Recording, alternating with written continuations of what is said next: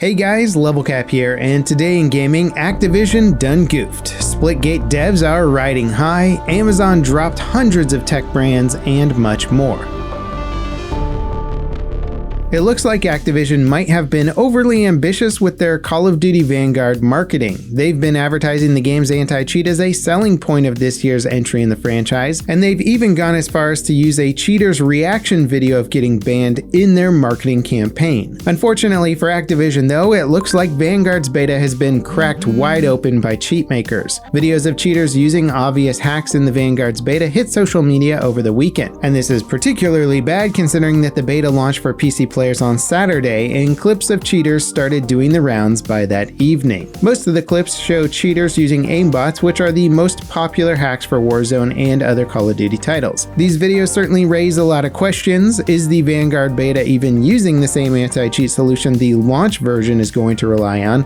Are these cheaters getting detected and banned automatically? Will Vanguard's new solution support rapid updates that squash new cheats before they become widespread? Until Activision addresses these issues, it's unclear. And considering that they most likely will not, we're going to be left to our imaginations. The other big concern is how this situation applies to Warzone when the two games are integrated. Many players have already written off Vanguard's multiplayer based on their unfavorable impressions of the beta. If Vanguard's anti-cheat solution doesn't effectively counter Warzone cheaters, both games could have a PR nightmare on their hands. Warzone has been getting roasted all year because of just how prevalent cheaters are. And it's tough to say if the outrage that we've seen about the game on social media is having a meaningful impact on the game's overall popularity. But it's safe to say it's at least a marketing dent in the game's public perception. Just looking at the comments on our coverage of Warzone, people are obviously frustrated. All that said, I'm still curious to hear what your experience with the Vanguard beta and Warzone have been like lately. Are you having matches ruined by cheaters? Let us know in the comments.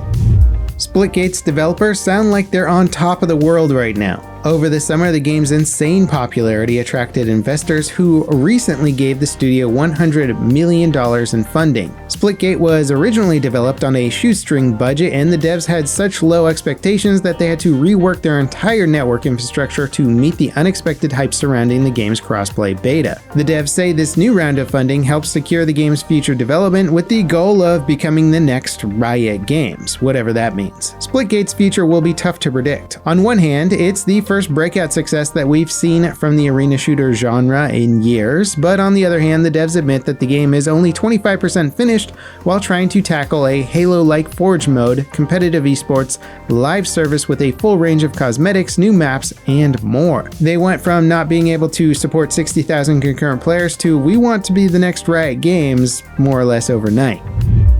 NVIDIA just released their official game-ready drivers for Windows 11. Past drivers have supported the beta for Microsoft's new operating system, so this isn't exactly a groundbreaking release. It's just NVIDIA saying this is the one in terms of officially supporting the new OS. Under the hood, it's actually a pretty exciting driver. It adds support for deep learning anti-aliasing, or DLAA, to Elder Scrolls Online.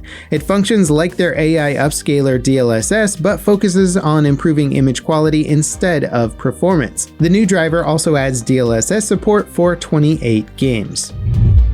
Detroit Become Human studio Quantic Dream is allegedly making an official Star Wars game in collaboration with Disney. The studio's games have historically skated the line between CGI movies and playable experiences, and players are often divided on the end result. If Detroit is anything to go by, their Star Wars title will be a player-driven, choice-based narrative adventure with lots of QuickTime events taking the place of actual gameplay. It sounds like Quantic Dream made the deal in the last 2 years, with the leaker suggesting the game has been in development for 18 months. Deathloop's developers are working on fixes for the game's stuttering issues on PC. As covered by Digital Foundry, there's an issue with the game running at a certain frame rate where mouse and camera motion isn't calculated correctly, resulting in apparent stuttering. This issue has been pretty widespread, suggesting it's a severe issue for the game and not just error or your typical performance issues. The patch notes for Deathloop's most recent update mention that the devs are investigating the issue and will update players when they figure it out.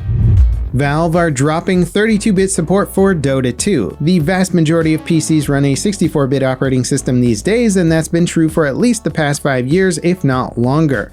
32-bit support has been getting phased across the board recently. NVIDIA ended support in 2018, Blizzard dropped support for their games in 2019, and even Apple axed the aging spec in 2019. If you're stuck playing Dota 2 on an old 32-bit platform, well, you may want to consider upgrading, but for most players, this change means virtually nothing.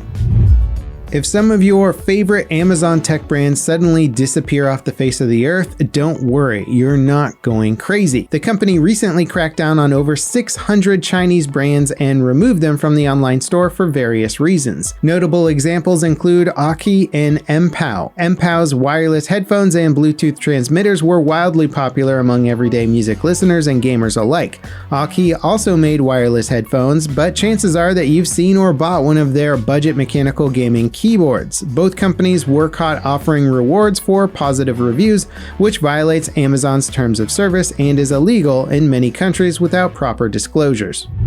3D action platform Kena Bridge of Spirits launches tomorrow for PlayStation and PC. It's still a bit early for reviews, as it doesn't seem like reviewers were provided advanced copies of the game, or the reviewer embargo was set to after launch so that the game's story doesn't get spoiled. However, the launch trailer is stunning. Kena might be one of this year's best looking titles. Hopefully the rest of the game holds up as well as the graphics do.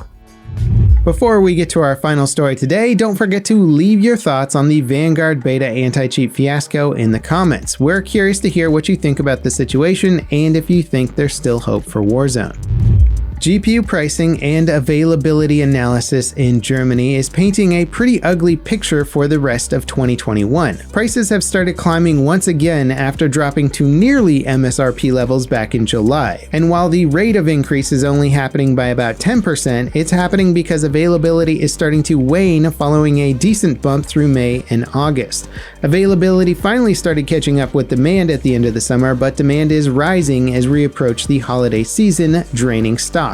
GPU makers and the company supplying their components have been ramping up production all year to the point of concern about oversupply in 2022.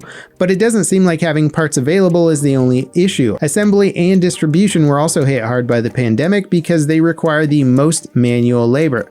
Those tech industry sectors are only just recovering now, and it seems likely that future COVID surges will further impact their schedules. And that wraps it up for today in gaming. And while we might have been excited for a Battlefield beta release this week before it got delayed, there's still a cool release that I'm excited for, and that's Diablo 2 Resurrected. Let me know in the comments if there's any Diablo 2 fans out there excited for this remaster. I'll see you guys next time. This is Level Cap signing off.